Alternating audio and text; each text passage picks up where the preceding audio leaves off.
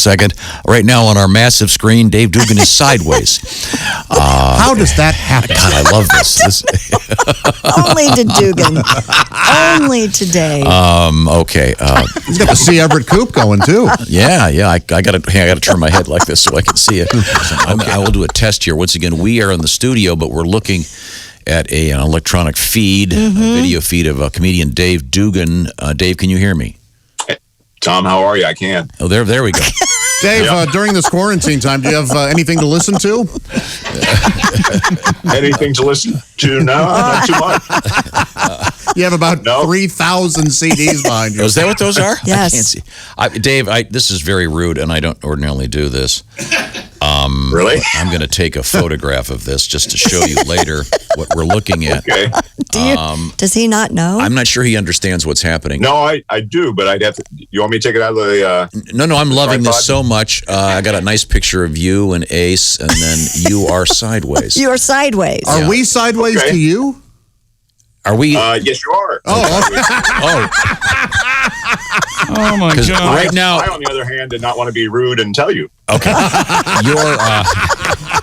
your head is facing west. If you want to turn it into a two-dimensional map. Now, Okay. I have a question. Now that you're going to be involved in an event called Laughing Matters, which is a virtual fundraiser coming up Saturday night starting at 7:25, where people, obviously you can't get together in a large theater, but they can watch you virtually. Are you going to be sideways like this?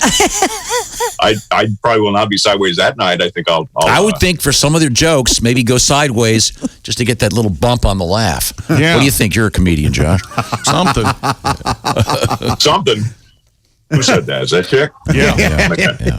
I'm making a note. Now, it looks Anyway. like you have it looks like you're a postman and you've been hoarding people's mail. To your left, is that? I can't.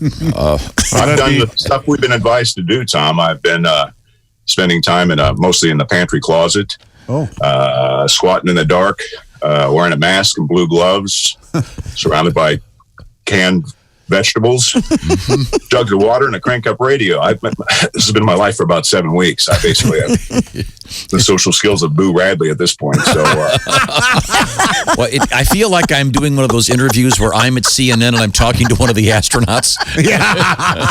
With the fixed camera and. but I interest you in some Tang. Colonel Dugan is floating right now on the ice.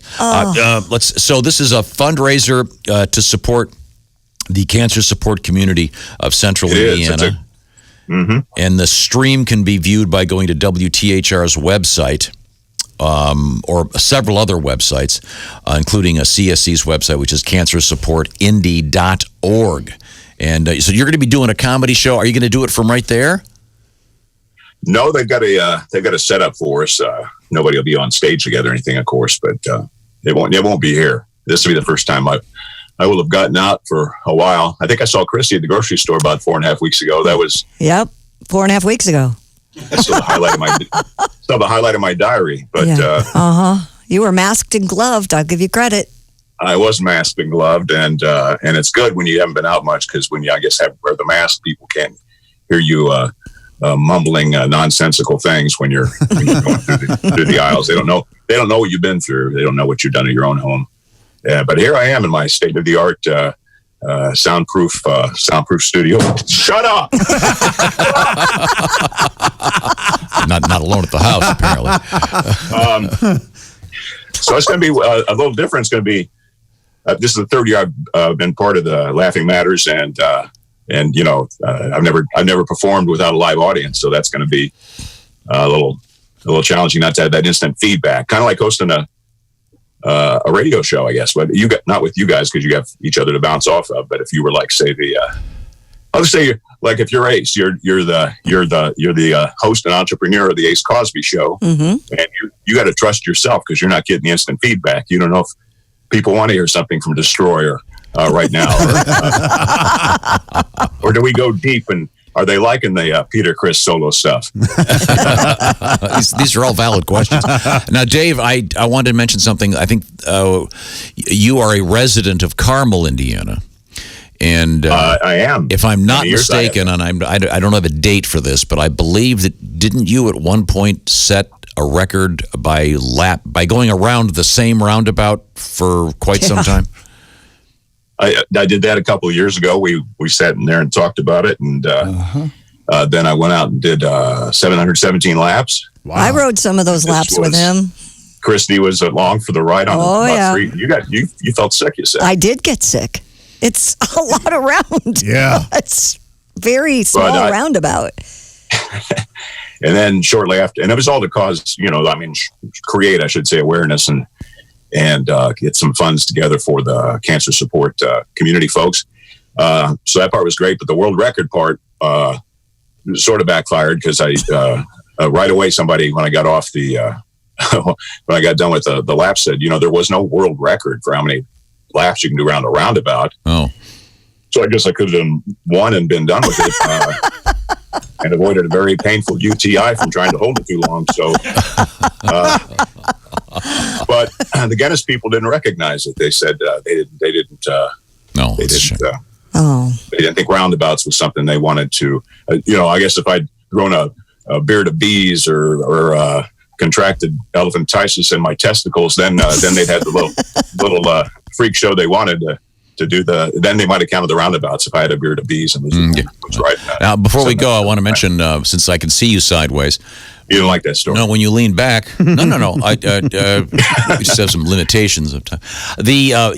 You're growing kind of a Colonel Sanders beard. What's going on there?